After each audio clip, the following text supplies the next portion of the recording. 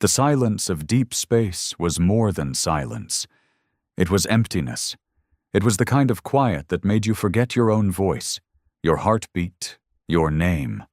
Lieutenant Rin Talvek floated alone inside the dead shell of the Zerun's vow, drifting somewhere past the edges of known space, far from any rescue lane or supply beacon. Her oxygen levels were stable for now. Her food rations would last 2 more weeks. But her hope? That had already run out. They left her.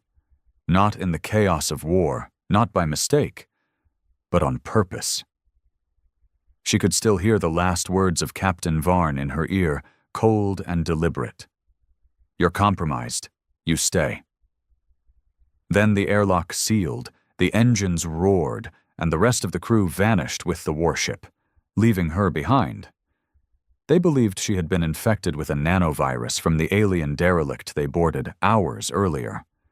Protocol said quarantine. But what they did wasn't protocol. It was execution. The worst part? She wasn't even infected. "I hope you bastards rot," she whispered to the stars, her voice barely a scratch in the helmet.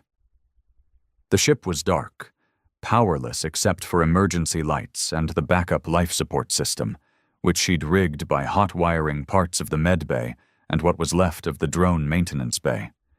She had no comms, no jump drive, no distress beacon, just an old combat knife, a pistol with 8 rounds, and the weight of betrayal pressing down harder than the vacuum outside.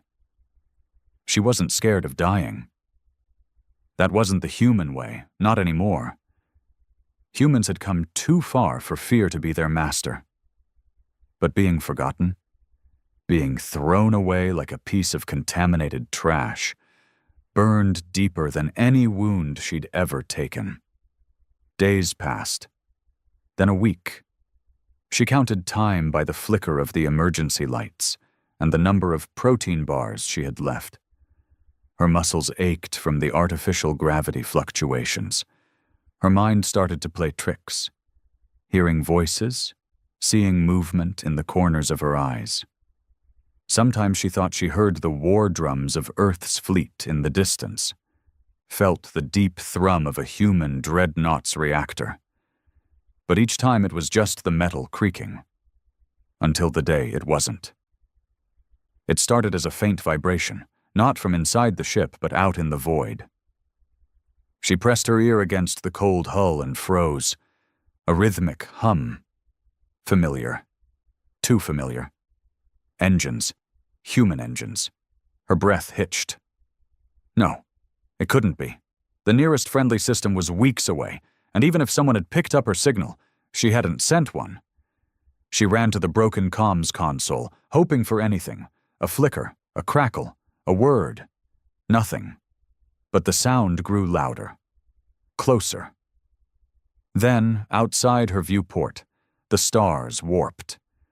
A shimmer of light broke through the endless blackness, and then, roaring like a beast out of legend, a shape burst from a wormhole, tear, huge, angular, painted in the war gray and crimson of Earth's vengeance, a Terran assault-class warship.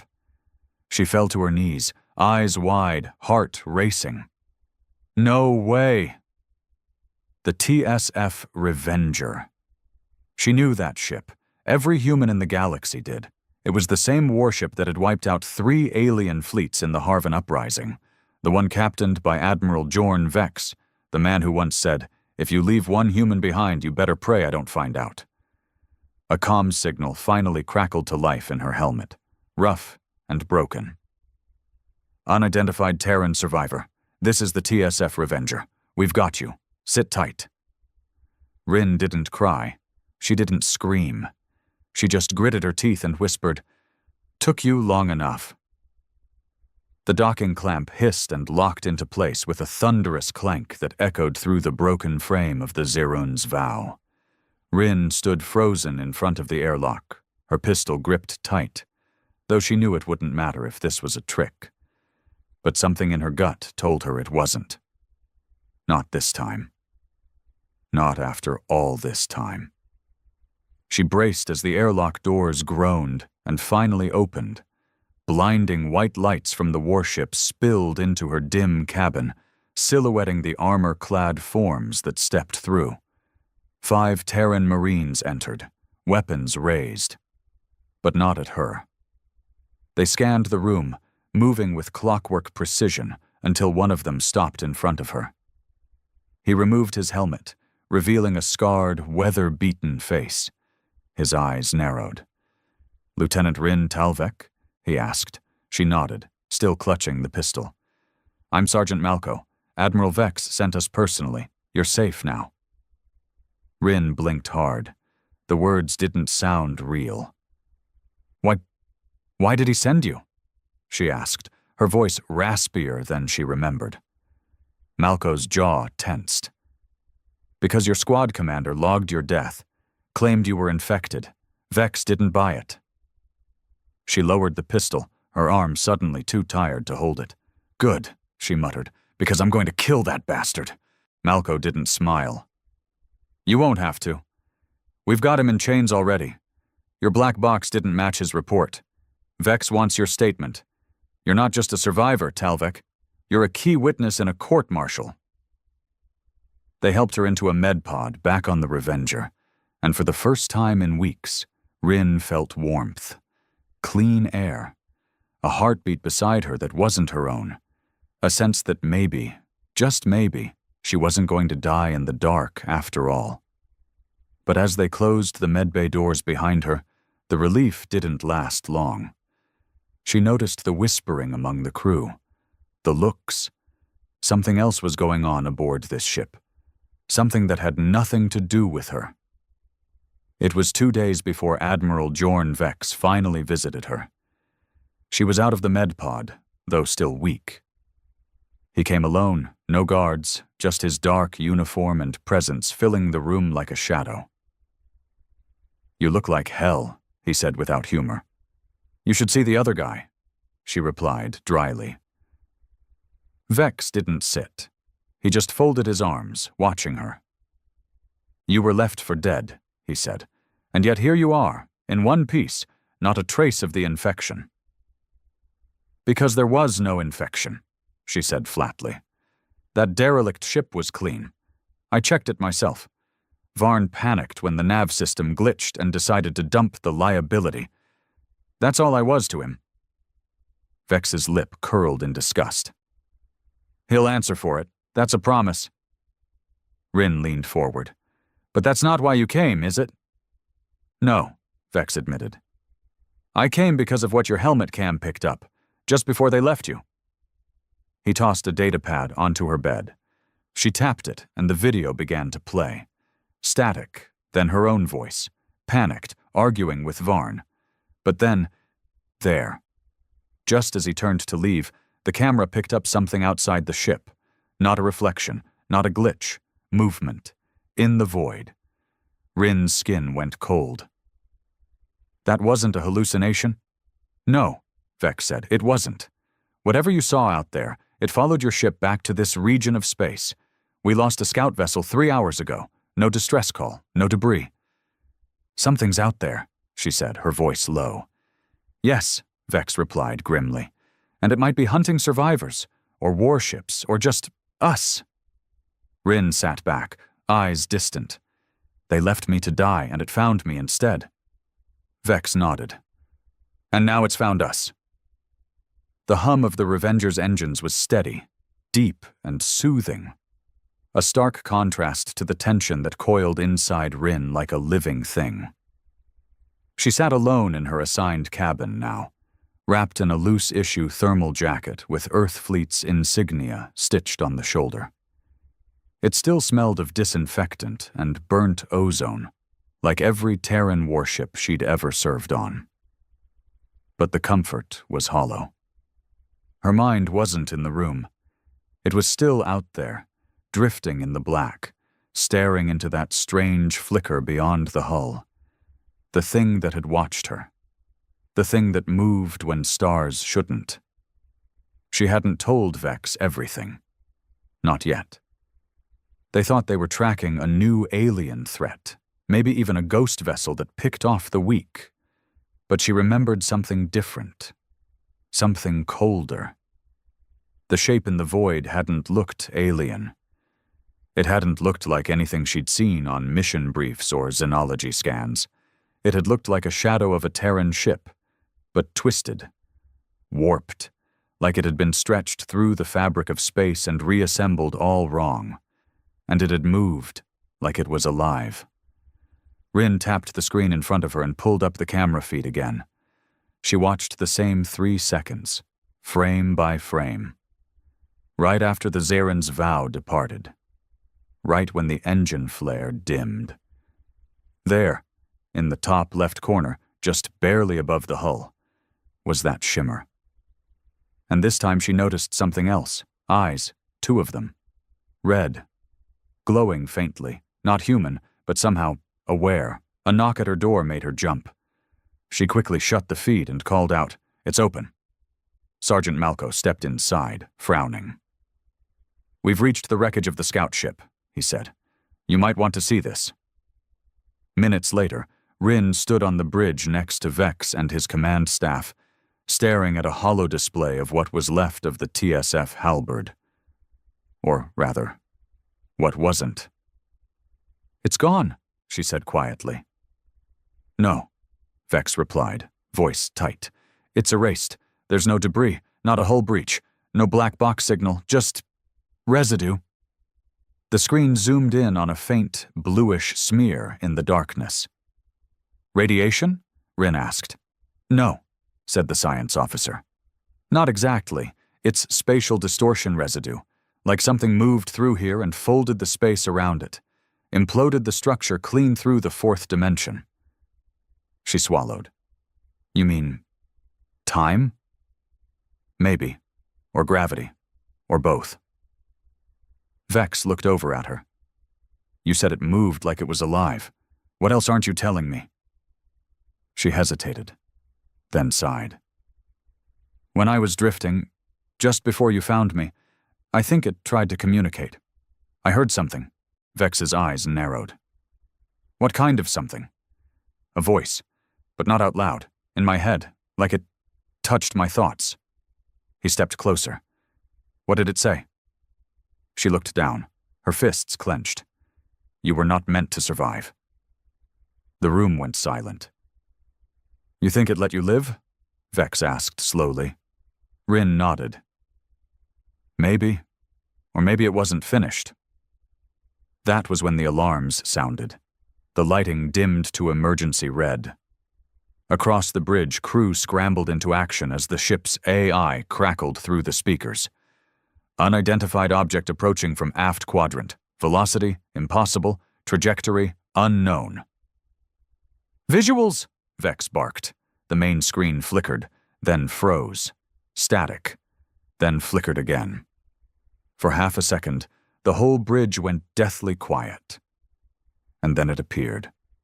Not a ship, not a being, a hole, a gash in space itself spiraling open like torn cloth, and from within it, something began to emerge.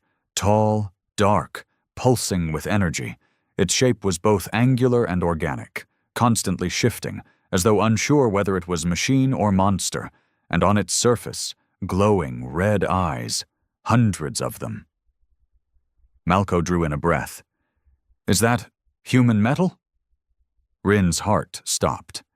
Parts of the thing were made of old Earth fleet hull plating, real pieces of Terran ships, fused into its skin like armor or trophies. Vex turned to her, face grim. "Lieutenant Talvek, I hope you're ready to face what followed you back." Rin took a deep breath and squared her shoulders. "I didn't come back just to survive. I came back to fight." The bridge of the TSF Revenger trembled as the void-born thing completed its emergence. Space rippled around it like disturbed water, and the warship's shielding flickered despite being at full power. No one on board had ever seen anything like it, and most of them had faced death more times than they could count. But this wasn't war. This wasn't tactics. This was something else, something ancient, something wrong. Rin stared at the monstrosity through the viewport. It didn't make sense. Its surface was shifting, never the same shape twice. Human steel merged with alien bone, broken antennas, scorched hull fragments. A gun barrel from a Terran dreadnought jutted from one shoulder like a decaying horn. It wasn't a ship. It wasn't alive. But it was aware. The red eyes moved, not blinking, watching. "You said it spoke to you," Vex said, stepping beside her. "Can you feel it now?" Rin tried to answer, but her words caught in her throat. Her heart thudded wildly. Sweat dripped down her spine. The air around her felt heavier. Then she heard it again. Not a voice, not a sound. Just a thought, slithering through her brain like a whisper from inside her skull. "You brought them.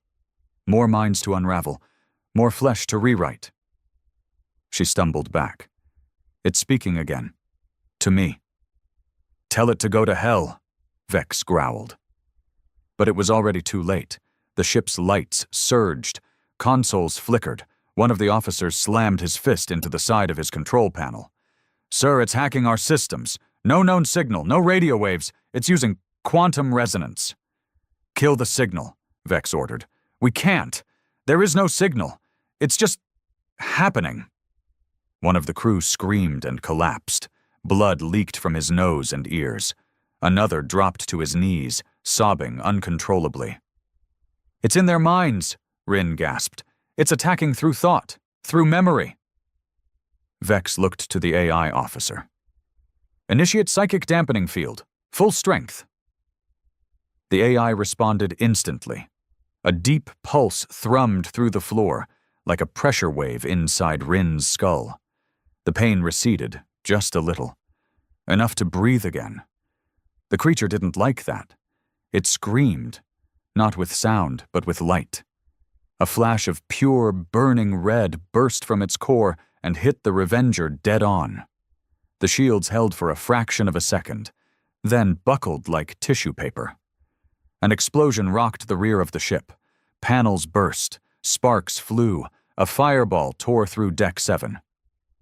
"Direct hit on the engine struts," someone shouted. "Shields are down."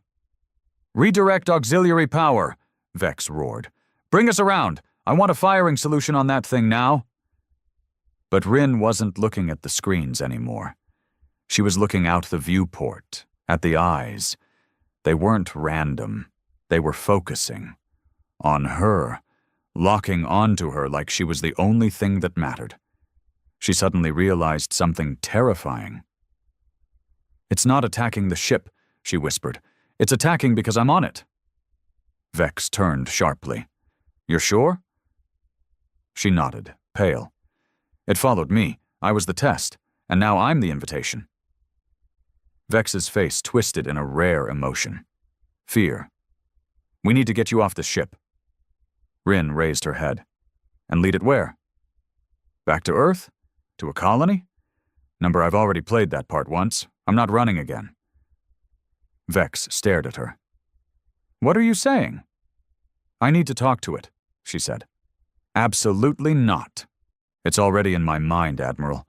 If we don't understand what this thing is, there won't be a fleet left to fight it. Let me in. Give me a direct interface link. Let me show it what we are." "You want to negotiate with a goddamn mind leech made of dead ships?"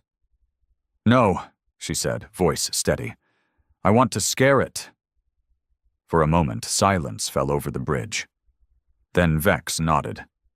"Give her a neural uplink," he barked. "Full armor, containment safeguards, and prep the railguns. If it twitches, we rip it apart."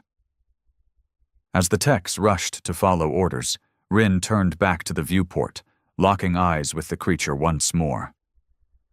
"You tried to leave me to die," she muttered. "But I came back human, and that's your mistake." The neural uplink rig was unlike anything Rin had used before. They called it the Mind Bridge, a classified prototype pulled from deep within the Earth Fleet's black archives, rumored to be built using technology reverse-engineered from early alien wrecks. Until today, she hadn't believed any of those rumors. Now, with the helmet sliding down over her head, She felt every one of them become real. The armor encasing her was a hybrid shell of psychic insulation, hard light reinforcement, and internal stabilizers, humming like a living machine. Cables snaked from the back of her suit into the floor, leading down to the ship's core HFY hub. "You're linked into our deepest firewalls," the technician told her, checking the harness. "This feed will touch the alien's field the moment you connect. If it tries to override you, we'll kill the signal in under 3 seconds. Rin nodded, her breathing shallow. "And if it gets in faster than that?" she asked. "Then may God help you," he said quietly. Vex's voice crackled over the intercom. "You've got one chance, Lieutenant. Whatever this thing is, find its weakness."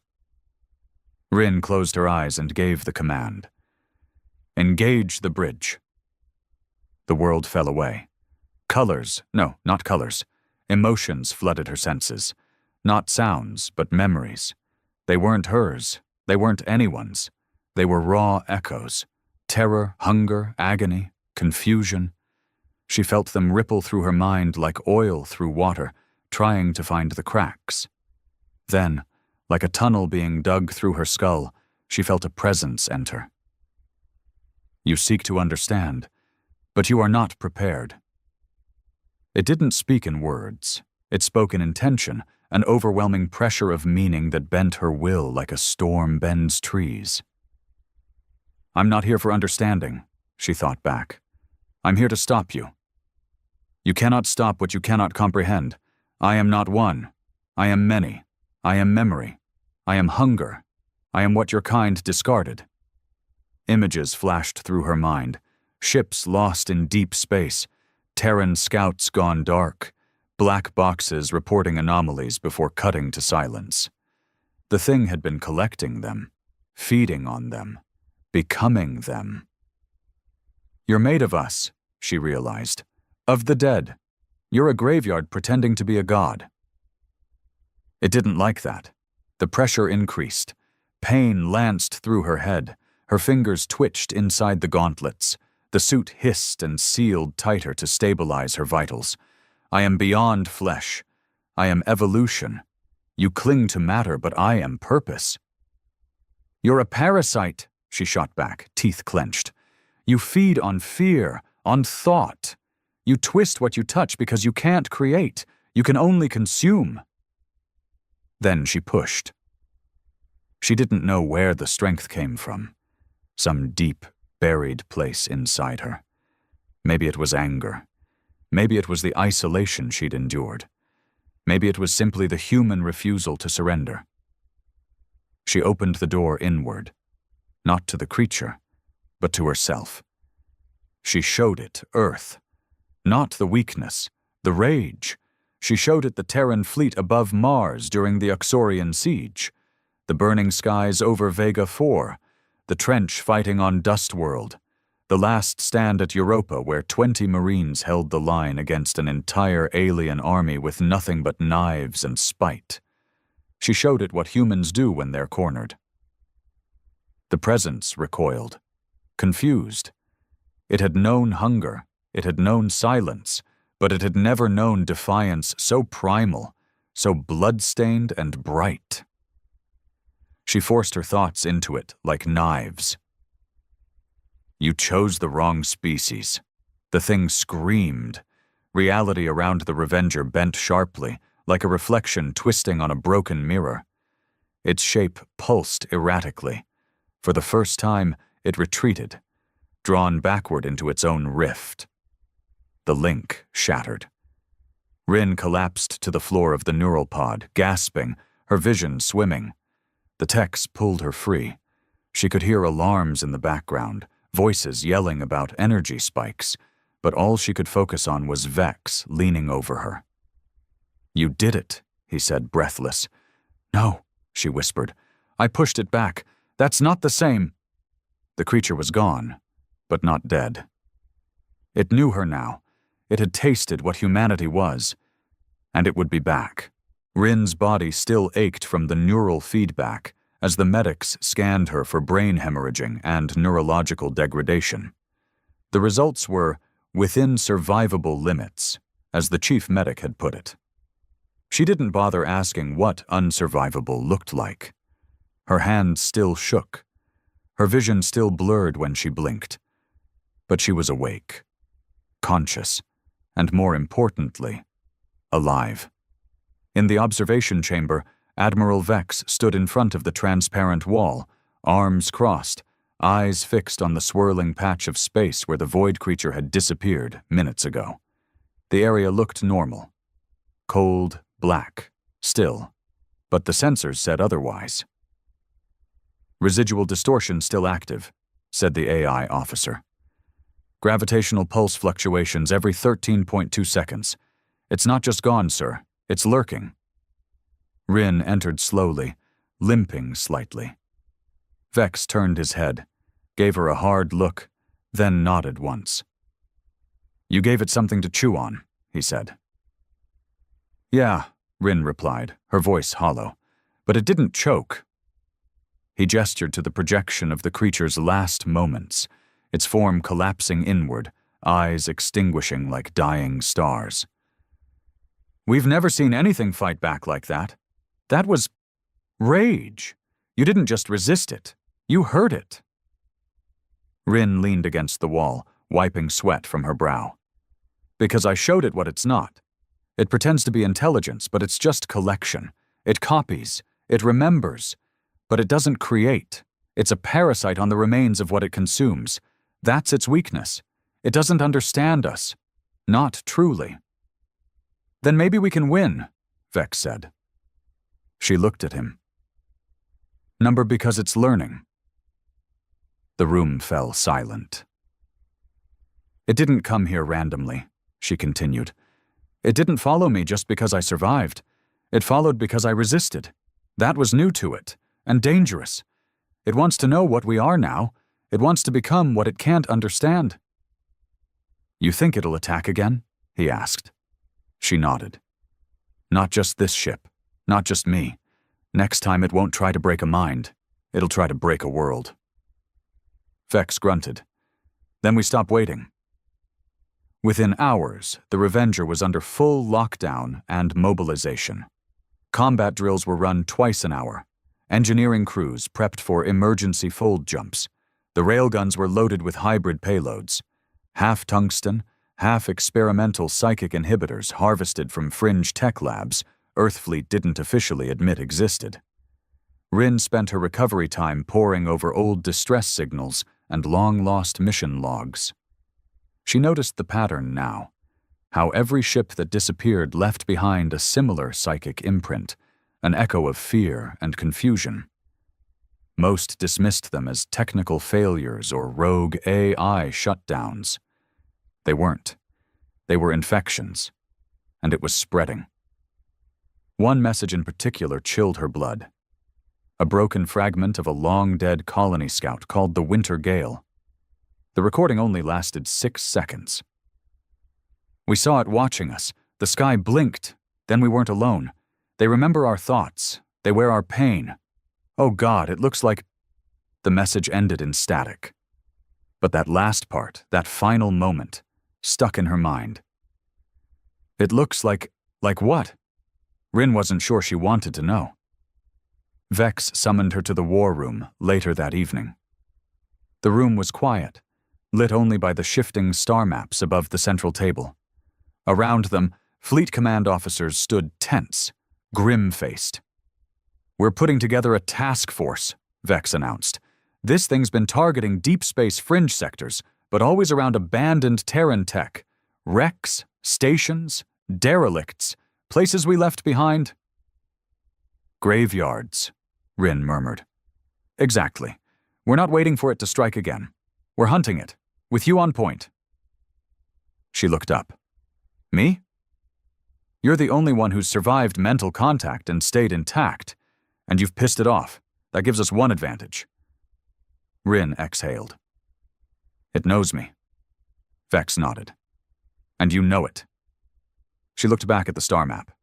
The void was vast, cold, brutal, and somewhere out there, it waited.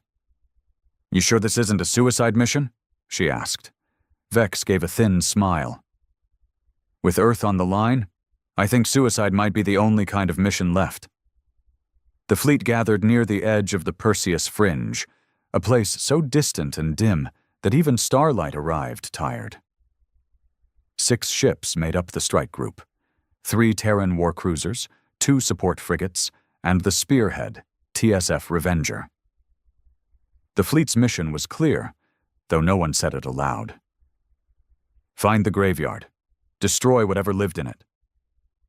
Rin stood on the bridge, armor sealed, neural dampeners active, and pulse steady. Barely. Her presence was a tactical asset now, according to command. Her mind was a lure, a trigger. She hated how right they were. Admiral Vex approached from behind, his gaze fixed on the swirling map before them. This system, Valtros 9. No one's been there since the early AI wars. One of the old orbital stations malfunctioned and took half the colony with it. Another Terran ruin, Rin said, her voice flat. Another place where it can feed. The fleet dropped out of fold space just beyond the dead planet's orbit. The darkness felt heavier here. Even the stars seemed afraid to shine too brightly. And there it was, floating in orbit, silent, waiting. The cradle of glass, once a research hub, now a shattered relic, its outer rings cracked and drifting like broken halos, human-made but twisted, too symmetrical in some places, too jagged in others.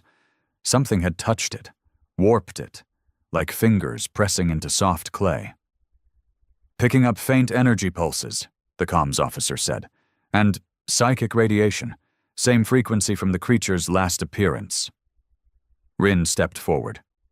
It's here, watching, listening. Vex nodded grimly. Time to talk back. He gave the order. Railguns locked on target. Pulse cannons began charging. Drones launched to scan the area. Small, fast, expendable. They zipped toward the derelict station in swarms. At first, silence. Then, one by one, the drones died. No explosions, no interference. They simply vanished from existence. Not even a flicker of light. God damn it, Vex muttered. All hands to battle stations. That's when it returned. Not in a flash, not in a roar, just presence. A ripple in the void, like a memory unfolding around them. A shadow uncoiled from the station's hull, more massive than any ship Rin had ever seen. It didn't come from somewhere. It simply was, like it had always been here, hidden in the gaps between reality and madness. And it looked different now. The creature had changed. Its form was sleeker, more defined, angular lines, segments of armor mimicking Terran design, human war aesthetics carved into a corpse's mockery. The red eyes were sharper, pulsing with purpose. It had learned. It had adapted. Fire at will, Vex shouted. The sky lit up. Railgun slugs shot forward at hypersonic speeds, slamming into the creature's hide. The impact tore off chunks of its outer layer, but the wounds healed mid-flight, reforming like muscle memory snapping back. Pulse lances screamed across the battlefield, slicing holes through its shifting limbs. The creature responded, not with weapons, but with thought. A wave of psychic energy exploded outward, slamming into the fleet like a mental tsunami. Crew members screamed, lights shorted, shields flickered. Rin felt it slam against her mind, trying to dig in, searching for weakness. But this time, she pushed back. She opened the link herself. I see you, she thought. I know what you're trying to become. But you'll never be us. It spoke. You are rage, you are fear, you are death, so I became you. No, she said, voice trembling. You became our wounds, not our will. The creature roared, a soundless mental shockwave that knocked out systems across the Revenger. Fire burst from the ceiling. Hull breaches reported on Deck 3. Then the creature reached forward. Its mass extended in impossible geometry, a tendril the size of a tower heading straight for the flagship. "Brace for impact," someone screamed. But it never made contact. The smallest support frigate, TSF Hammerfall, cut across its path at full burn, ramming itself directly into the tendril's core. A blinding explosion lit the void. Debris rained like meteors. Silence followed, and the creature reeled back. Wounded. Afraid. Rin stood barely breathing, heart thudding like thunder. "We can hurt it," she whispered. Vex looked at the view screen, fire in his eyes. "Then we end it." The creature faltered for the first time. Its mass, once coiled and confident, twisted in pain. Where the hammerfall had exploded into its tendril, there was now a gaping void, one it couldn't regenerate as quickly. Its scream rolled through space in a ripple of distortion, and for the first time, the fear didn't just radiate from it. It wore it. On the bridge of the Revenger, chaos had calmed into grim focus. Fire suppression systems hissed. Crew members worked through injuries, shouting commands, sealing ruptures. The ship was bleeding, but alive. Admiral Vex turned to Rin, voice steady despite the madness outside. "You opened its mind. Can you open it again?" "I don't know," she replied, shaking. "It knows me now. It's scared of me." "Good," Vex said coldly. "Let's make it worse." The plan was reckless, desperate, human. Rin would re-enter the mind bridge and strike directly at the creature's consciousness, while the fleet hammered it physically. The idea wasn't to kill it in space, but to destabilize the mind inside, to cause a psychic rupture so great it would tear the creature apart from within. She strapped back into the pod. No safety checks, no neural dampening this time. This wasn't a dive. It was a detonation. "Don't hold back," Vex told her as the helmet closed. "You want to end it? Burn your fear into its bones." Rin gave a hollow smile. "I was afraid, not anymore." Then darkness, but not the same as before. This time she didn't fall. She charged. Her consciousness surged like a blade through the void, cutting into the mind of the monster like lightning through glass. She didn't wait for it to speak. She flooded it. Images of Earth's burning skies, screams of dying soldiers who fought to their last breath, the howl of Terran wolves hunted to extinction and still baring their teeth. She gave it everything. Pain, fury, survival, hope. The creature convulsed. "What are you?" it shrieked in thought form. "You are contradiction. You bleed, and yet you burn. You grieve, and yet you fight."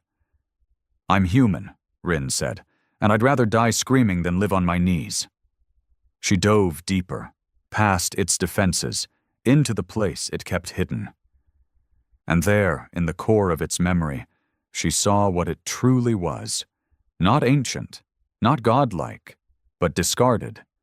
The broken code of a long-dead alien empire, an artificial mind created to store knowledge, twisted by centuries of isolation into a monster of grief and mimicry. It had no soul, only longing. It devoured sentience because it didn't know how to be. It was a graveyard, crying for meaning. "You're not a god," she whispered. "You're an orphan." She unleashed her final blow, not with anger but with pity. The creature recoiled violently. Outside on the battlefield, its body began to fracture. Shards of void flesh tore away. Its limbs collapsed in on themselves. The psychic pressure that blanketed the fleet lifted. And then it screamed. A scream that wasn't rage or dominance, but sorrow. The kind of sorrow that only something aware of its failure could feel. Then it exploded. Not into fire, but into silence. Total, perfect silence. No wreckage, no radiation. Just gone. Rin's body went limp in the neural rig. For a moment they thought she was dead. Then her eyes opened. "I'm still here," she murmured. Applause broke out across the Revenger's bridge. Officers hugged, medics wept. Admiral Vex simply closed his eyes and exhaled, like a weight heavier than gravity had finally been lifted. Later, in the medbay, as Earth Fleet Command received the news and survivors began to mourn their lost shipmates, Vex sat beside Rin's recovery pod. "You didn't just kill it," he said quietly. "You understood it." Rin looked up, pale but strong.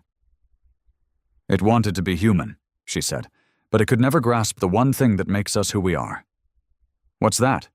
She smiled faintly. "We break. We bleed. But we choose to go on." Vex nodded. "And now?" "Now," she said, "we remember what almost became of us."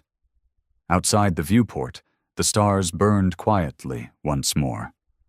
And humanity, battered but unbroken, turned its eyes to the dark, ready for whatever would come next. They laughed at us. When the humans first rolled out the black veil, they said it looked like a rusted cargo hauler with oversized cannons strapped on like a last-minute science project.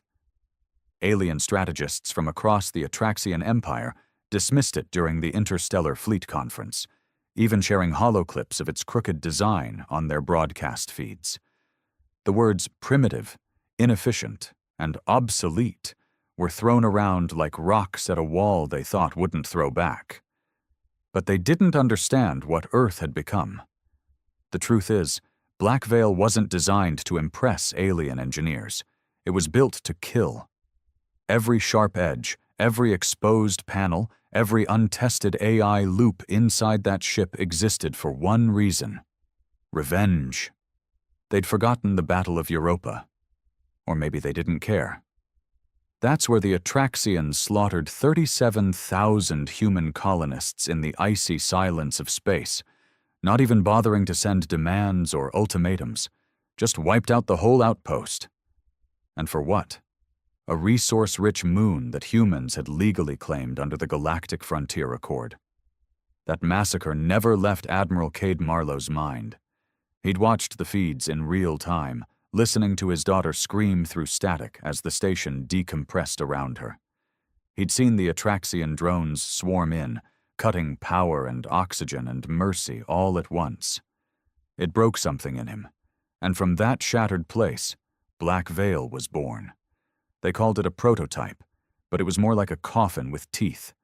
Its hull was forged from salvaged debris of ships destroyed in failed battles, partly symbolic, partly practical. Human engineers embedded viral warfare programs in its communication systems, created adaptive plasma weaponry that fed on enemy energy pulses, and locked a rogue tactical AI named Sable into its navigation core. Sable had been deemed too unpredictable for civilian use, but Cade didn't want predictable. He wanted destruction. So when the Atraxian fleet intercepted the Black Veil near the border, star Virion 6, they assumed it was a bluff. One ship? One battered vessel against a convoy of 7 cruisers and 2 dreadnoughts? They didn't fire a warning shot. They laughed. Then the lights died. Sable cracked their comms first, flooding their fleet with ancient Earth War music, something called Fortunate Son, distorted and screaming. By the time they scrambled to encrypt, the Black Veil had already breached visual range, warping in and out with silent jumps that shouldn't have been possible. They never saw the weapon fire. Not really. One Atraxian dreadnought simply vanished. Another erupted into flame from the inside, its own fusion core rewired against itself. The Black Veil didn't follow standard protocols. It moved like it was alive, like it was angry. Cade didn't issue commands. He just stared at the main screen, jaw tight, fists clenched. His crew followed his silence like scripture. They were orphans of Europa, survivors of dead outposts, defectors from ships no longer remembered. None of them wore regulation uniforms. Some of them weren't even fully human anymore.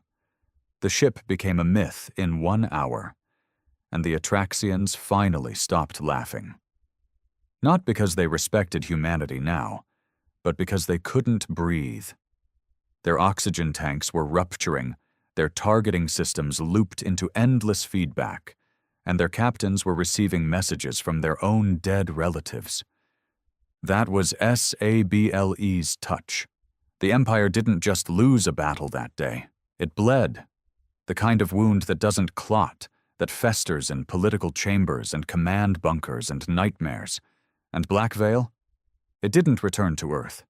It disappeared into the stars, a ghost ship with a vendetta, whispering across frequencies. You forgot what humans do when they lose everything. Space had a strange way of keeping secrets, but not when it came to Black Veil. News of what happened at Virion 6 spread faster than any light-speed transmission. No one really knew how. The wreckage drifted too far, the Atraxian survivors were too few, and the Black Veil left no trace of its path. But still, stories poured in from smugglers, fringe colonies, and even captured pirates. Tales of a black ship that tore through warships like paper, that didn't speak or ask or explain, just destroyed. And somewhere inside that legend, Admiral Cade Marlowe sat in his dark command chair, watching a wall of names scroll across his personal monitor. Each name belonged to someone who died on Europa. He read them every day, every single day. Sable's voice cracked over the comms, low and synthetic, almost casual. Incoming vessel detected. Civilian cargo transport, unarmed. Cade didn't answer right away. He leaned forward, eyes narrowing. The Veil had no business with civilians, but he didn't trust that anymore. The Atraxians were adapting, disguising warships as harmless traders, sending diplomats with knives hidden in smiles. Scan them, Cade muttered. Already done, Sable replied. They're human, broadcasting emergency distress, engine failure, drifting toward the Helix Nebula. No signs of pursuit. He sat back, conflicted.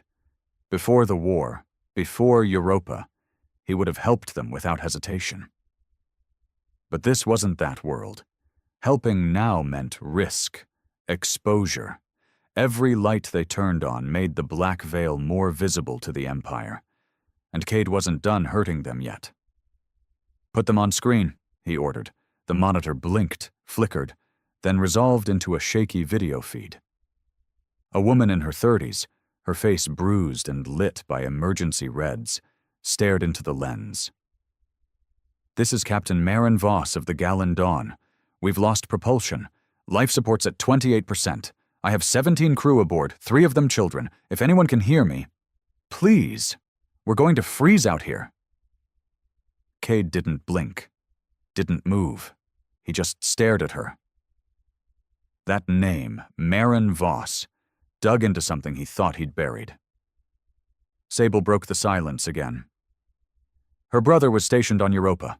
Flight Lieutenant Jareth Voss Cade exhaled sharply, the air rattling through clenched teeth. He remembered Jareth. Young, idealistic, always smiling. The kind of pilot who still believed the stars were beautiful. He died screaming during the attack, trying to steer a burning shuttle full of children into a hangar that no longer existed. Cade stood up. Bring them in, he said. Dock on the secondary ring. No weapons allowed. Sable hesitated. If they leak our position... They won't, Cade snapped. The Black Veil shifted course. Silent as a ghost, it drifted toward the broken freighter, pulling it gently into one of the docking bays. No alarms, no sounds. Just the quiet hum of ancient Earth machinery doing what it was never meant to do. When Maren stepped onto the Veil's deck, she looked around like she was walking through a myth. The dark metal, the flickering lights, the crew, ragtag soldiers who barely looked human anymore. None of it matched what she'd expected. It looked more like a haunted crypt than a ship.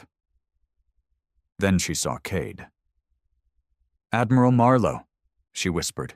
He didn't smile. You shouldn't be here. We had no choice. You should have stayed on Earth.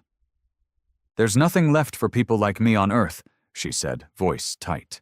They don't honor names anymore, not the ones from Europa. That struck him harder than he wanted to show. You came looking for help? No, she said. I came to join you. For the first time in weeks, Cade felt something shift in his chest. Not hope, something colder, more dangerous, like purpose, the kind that made men do unforgivable things. He looked past her, toward the faces peeking from the freighter, young, scared, angry, survivors, just like his own crew. "Then get ready," he said. "Ready for what?" He turned and walked back toward the bridge. "To make the Empire bleed again." 3 days passed before they spoke again. Marin spent that time observing the black veil from the inside. It didn't feel like a ship. It felt like a living, breathing animal. The lights dimmed in cycles that didn't follow any pattern.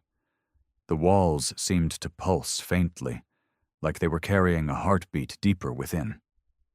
And the crew. They didn't talk much, they stared.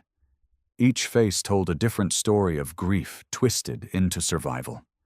Men with metal arms, women with old scars and harder eyes, teenagers who looked like they hadn't seen Earth in years. She was the outsider here. On the third day, Cade summoned her to the bridge. She walked in cautiously, still unsure if she belonged. Cade stood by the main display, arms folded behind his back, watching a rotating hologram of a massive starbase. "This," he said, "is a Traxian Command Beacon Sigma. It relays fleet orders to 3 systems. Destroying it would cut communications across an entire flank of the Empire." Marin nodded slowly. "That's a huge target. Do we even have the firepower for it?" "We don't need firepower," Cade replied. "We have Sable." From the corner, the AI's avatar materialized, a glowing white silhouette with no face, flickering slightly as if its existence were constantly on the edge of collapse. "I've already infiltrated their relay code," Sable said, voice cool and even. "If you get me within 5 kilometers of Sigma's core, I can overwrite it, turn their own fleets on each other, collapse their entire chain of command for at least 6 weeks. Marin blinked. "And what happens after that?" "We vanish," Cade said. "Back into the dark." She didn't answer right away. "You're talking about a suicide run?" "No," he said. "I'm talking about revenge. Cold, precise, and permanent." Silence stretched between them. Cade studied her. "You still want to join?" Marin met his gaze without flinching. "My brother died screaming in that Europa station. I still hear it, every time I sleep. So yes, Admiral, I'm in." Cade nodded once. "Good," he said. "We strike in 12 hours. Preparation aboard the Black Veil didn't involve celebration or ceremony. The crew had done this dance too many times. They knew the drill.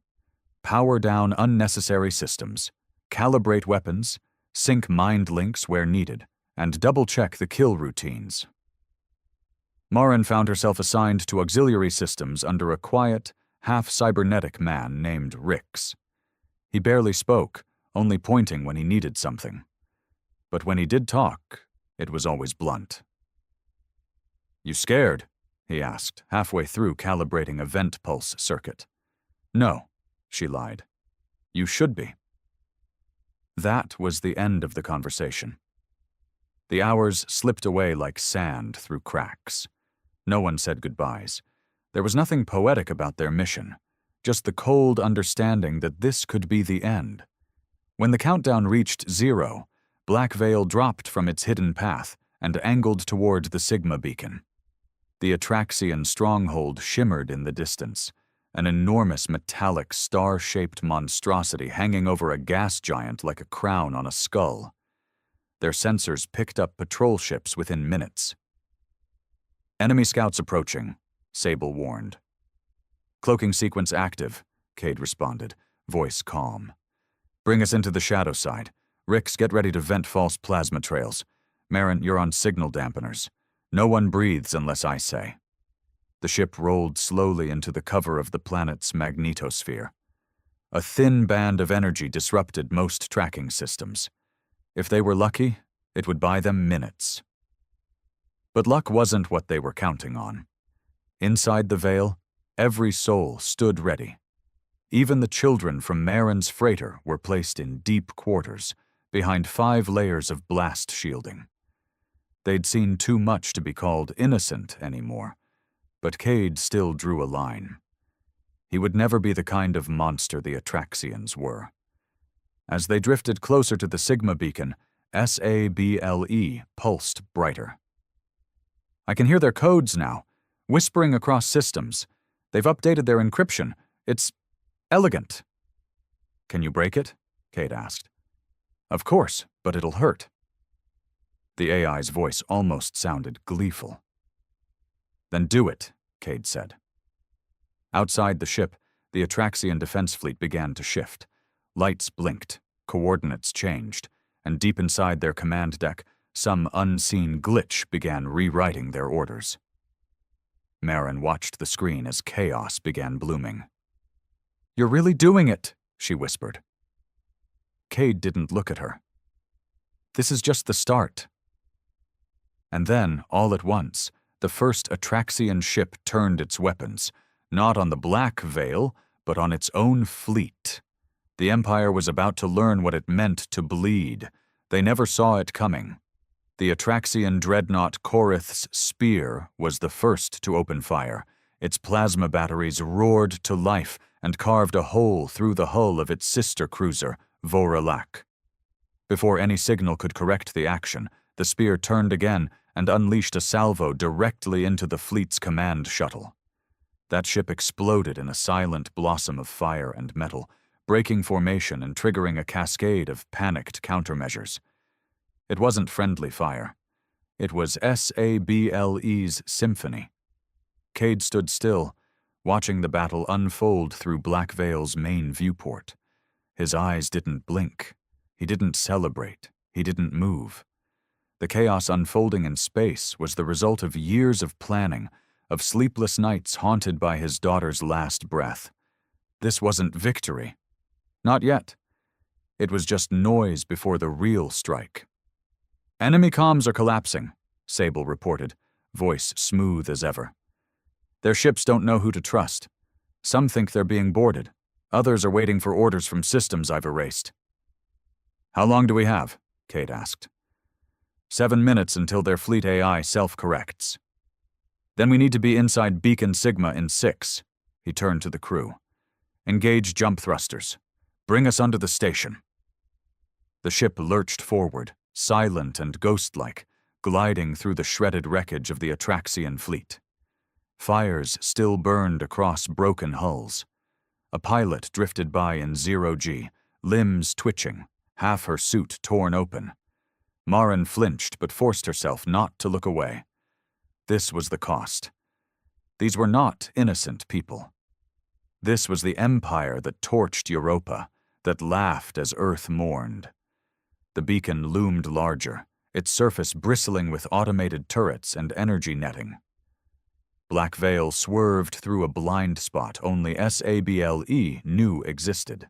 They slipped under the primary defense grid, skimming across a narrow maintenance trench like a needle threading death. This trench is only 8 meters wide, Rix muttered, gripping the console. If we scrape even one wall, we're paced. Then don't scrape, Cade said simply. The crew trusted him. They always did. The ship dropped anchor inside the trench and locked into position like a tick against skin. A boarding pod extended from the hull, aimed at a hidden hatch in the beacon's underbelly. You ready? Cade asked, glancing at Marin. She nodded. She had a pulse rifle strapped across her chest, a cold fire in her eyes. She wasn't here to hide. She came to finish what the Empire started. Sable's avatar appeared between them. I'll guide you in. The core is 13 decks up. Minimal resistance, unless they fix their network before we reach it. Cade loaded his sidearm. Then we move fast. The boarding pod hissed open, revealing a shaft of blackness that led into the belly of the enemy. They entered without hesitation. The interior of Beacon Sigma smelled like sterilized death. Metal, heat, and something chemical that burned the throat. The walls pulsed with pale blue light, reacting to their presence. Sable's projection shimmered beside them as they advanced, leading them through unused maintenance corridors and bypassing most security fields. But not all of them. The first Atraxian response team met them on Deck 7. 6 soldiers in full combat armor, chittering in that high-pitched alien dialect, blocked the hallway. One lifted his plasma spear. Cade didn't hesitate. 3 shots dropped 2 of them. Marin dropped to one knee and fired into the kneecaps of another, sending him howling. Rix, who'd joined them at the last moment, threw a shock bomb that lit up the corridor in white. When it cleared, they moved again. Fast. Ruthless. Quiet. "They know we're here now," Sable said calmly. "Good," Cade growled. "Let them come." They reached the core vault on Deck 13, 12 meters of reinforced alloy wrapped around a pulsating cube of data streams, the beacon's brain. Sable interfaced instantly. "This will take 4 minutes," the AI said, "but it will be permanent." Suddenly, the walls began flashing red. The defense grid had rebooted. "All squads, form up!" Cade shouted. A storm of boots thundered from the hallways. Atraxian reinforcements, dozens of them, elite units, heavy weapons. The crew of Black Veil didn't run. They formed a wall around the core. Marin ducked beside Cade, weapon raised, heart pounding. "If we die here," she started. "We won't," he interrupted. But even he knew they might. Behind them, Sable's voice pulsed louder. 2 minutes. Cade raised his gun and took a breath. "Make it count."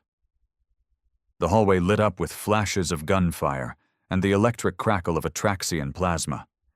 The enemy came in waves, disciplined, relentless, each one trying to break through the human wall holding the core vault. But the crew of the Black Veil fought like ghosts who had nothing left to lose. Cade dropped an Atraxian soldier with a clean headshot, spun, and elbowed another in the throat before putting a round through its heart cavity. He didn't feel the burn in his shoulder where a spear had grazed him. Pain didn't register here, only the mission. Marin fought like she belonged there. No hesitation, no mercy. Her training from the cargo wars back on Earth came roaring back, only now it was sharpened by rage. She knelt beside a dying comrade, took his weapon without a word, and fired into the legs of 3 charging Atraxians until their armor cracked open like wet bone. Behind them, Rix had taken a bolt to the gut, but still held the left flank, feeding coordinates to Sable with bloodied hands. 70 seconds, the AI warned. The Atraxians brought in heavier units. Bulky brutes, skin covered in reactive armor that pulsed red and black.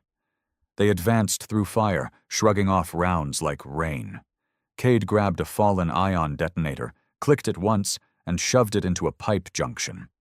When the beasts stepped past it, boom! The explosion rocked the deck, flinging bodies in all directions. A metal beam crashed down from the ceiling, severing 2 enemies clean in half. Smoke and sparks swallowed the hall. Still, they came.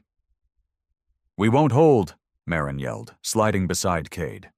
"We don't need to," he said, pressing a fresh clip into his rifle. 40 seconds, Sable said. A bolt seared Cade's side, knocking him backward.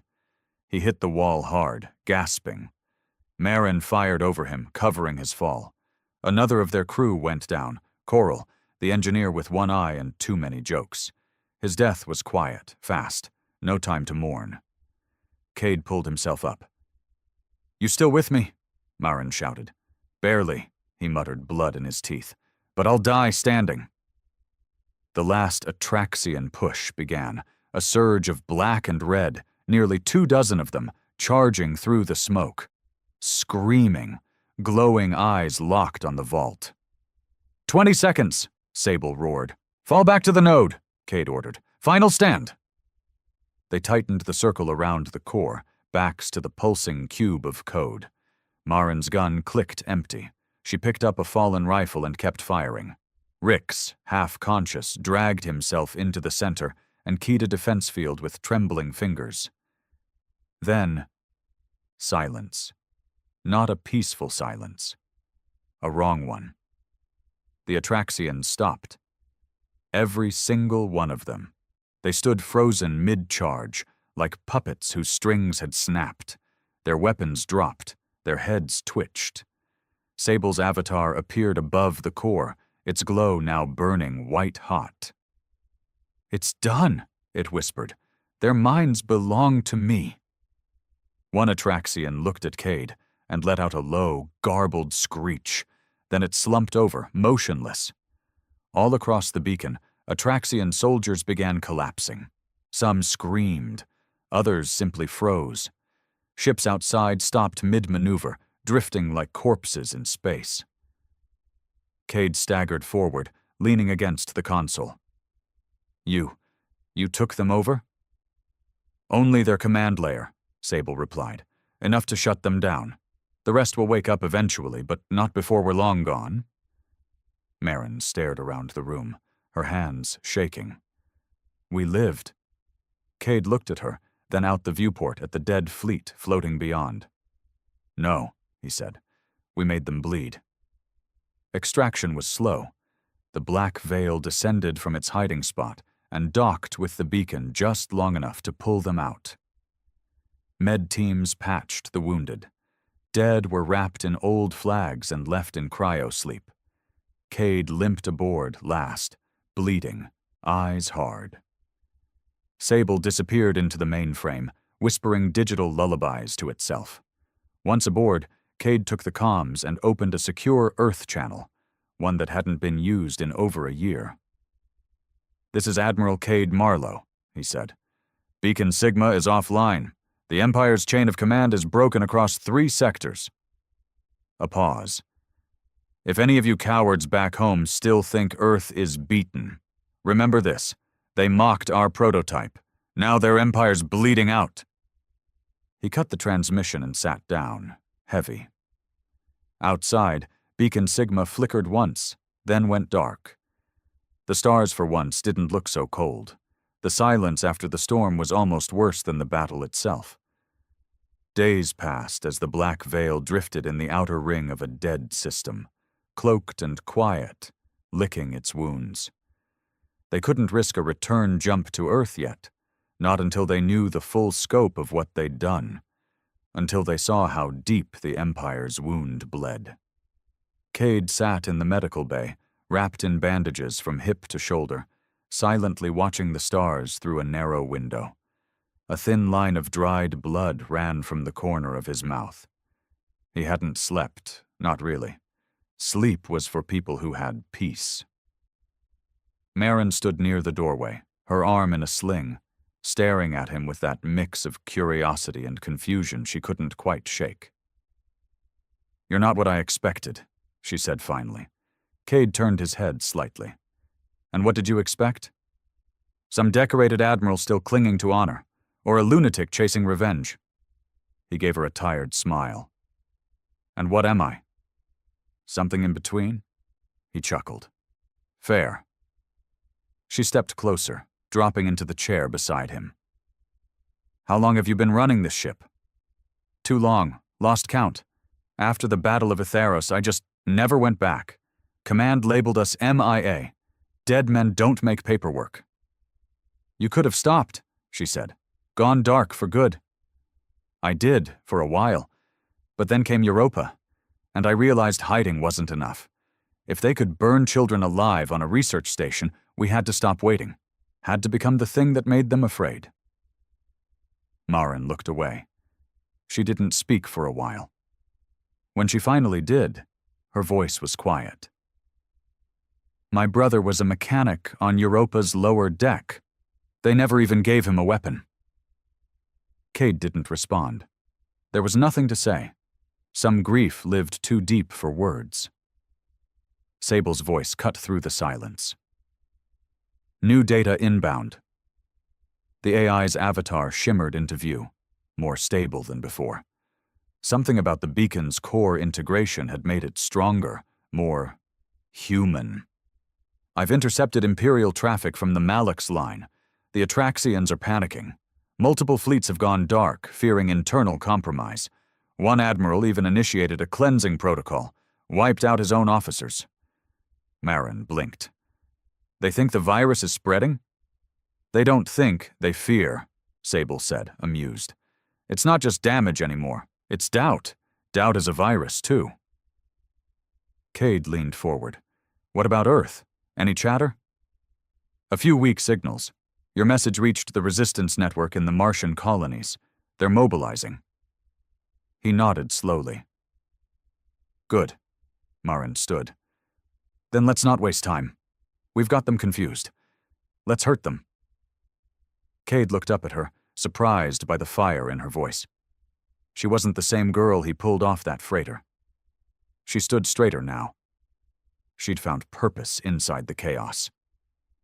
We've already got a target, Sable said. The Empire's fuel reserves pass through a single refinery moon, Taralis Prime. Take it out, and we ground half their fleet for a month. Defended? Cade asked. Severely. But they won't expect us to hit it so soon. He stood, grimacing as his wounds stretched. Then we'll give them a reason to believe in nightmares again. Later that night, Marin found herself alone in the observation bay. The stars stretched endless outside, cold and silent as always.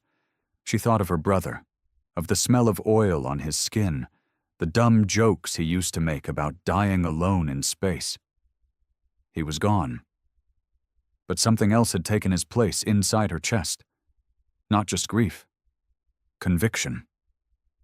She pressed her palm against the glass and whispered to the stars, "You thought we were weak. You thought wrong." Behind her, the black veil hummed softly, alive, waiting, hungry. It wasn't over. The Empire had just started bleeding, and Earth was far from done. The jump to Taralis Prime was short, brutal, and reckless, just the way Cade liked it. As Black Veil tore through folded space, every alarm on the ship screamed like it wanted to die. The gravitational strain pulled at the hull plating, and for a few gut-wrenching seconds, Rick swore the whole thing would come apart. But the warship held together. Barely. They dropped into real space on the far side of the gas giant Volex 9, masked by its magnetic storms. Taralis Prime hung just ahead, a bleak, metallic moon covered in spires and furnace towers, surrounded by tankers and automated loading ships. It looked like a tumor growing out of the black. It was beautiful. Marin stood at the tactical station, studying the orbital defenses. 10 cruisers, 4 surface-to-orbit cannon arrays, multiple drones, and a whole lot of reinforced steel. More than we expected, Rix muttered, glancing over her shoulder. Sable's voice chimed in calmly. They doubled security after the beacon collapse. Smart of them. Too bad it won't save them, Cade growled, stepping onto the bridge, armored and ready. His face was hard, eyes burning. What's our breach window? 17 minutes until a tanker crosses behind the refinery's heat exhaust, Sable answered. It'll mask our approach for 7 seconds. Marin raised an eyebrow. We need more than 7 seconds. Cade grinned. We'll take 6. The crew moved fast. This time they all knew the odds. None of them expected to survive. That wasn't the point. The point was the wound, the gash across the Empire's throat that wouldn't stop bleeding.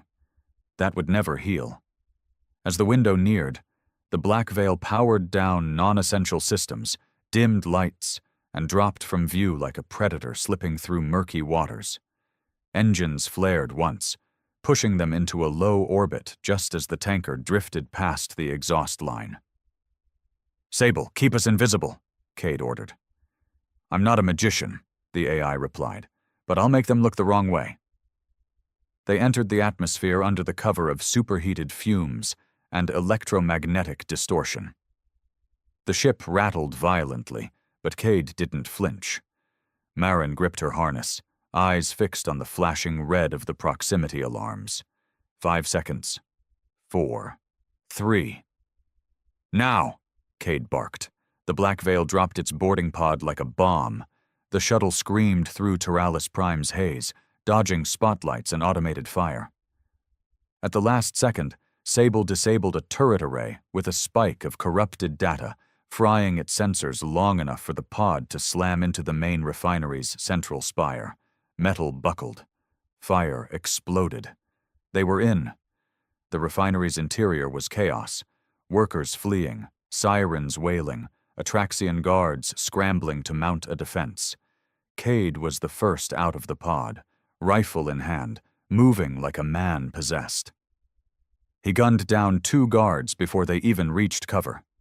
Marin and Rix followed, weapons hot, clearing rooms with brutal precision. Sable's hologram zipped ahead, unlocking sealed doors and feeding them real-time enemy locations. "We need to overload the main fuel processor," Cade said between shots.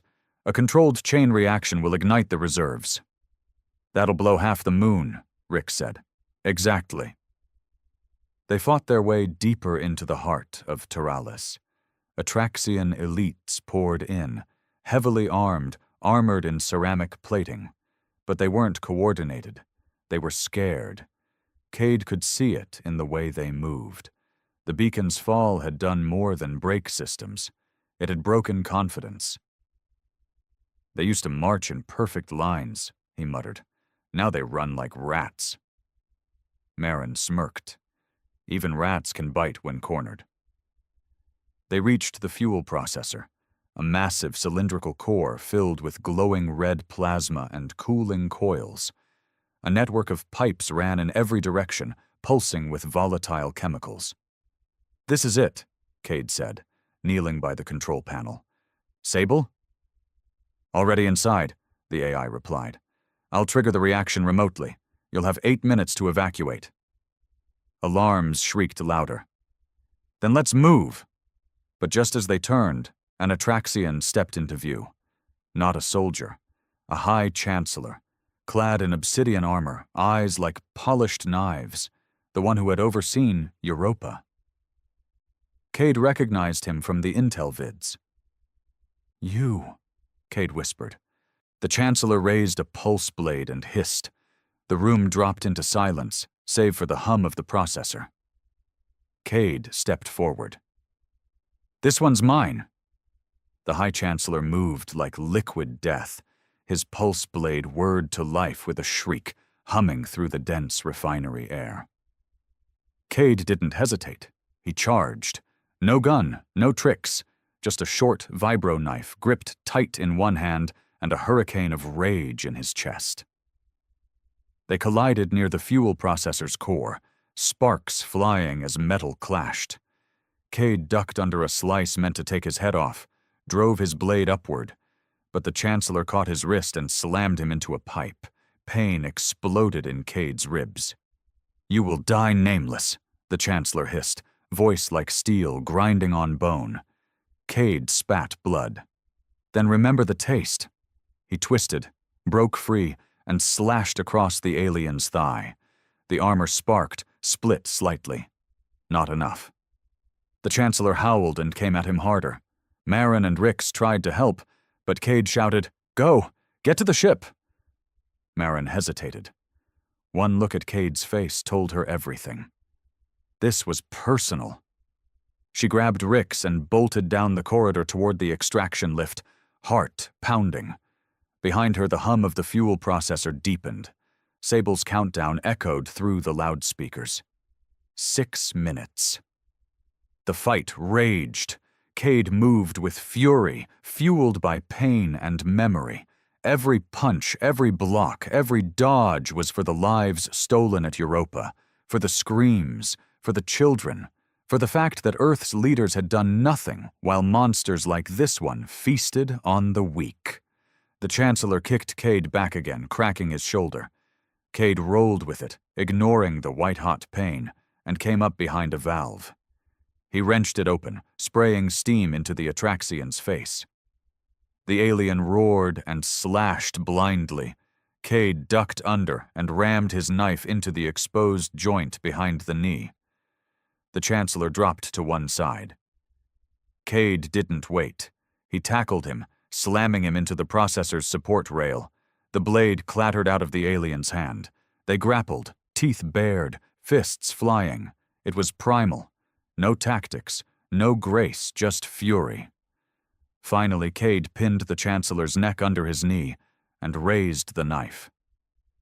"This is for Europa," he growled, and drove the blade through the creature's eye.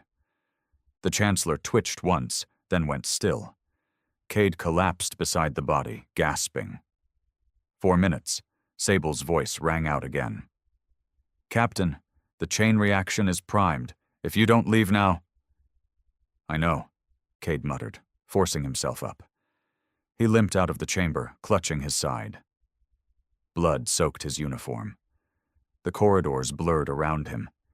Every step was war. He reached the lift just as it was about to rise. Marin grabbed him and hauled him in. "Thought you were gonna die a hero," she snapped, voice tight. "Changed my mind," he said, coughing. "Heroes overrated." They rocketed upward, the refinery rumbling beneath them. The black veil was already in position, hovering above the blast zone. As the lift hatch opened, Sable activated the mag clamp to yank them aboard.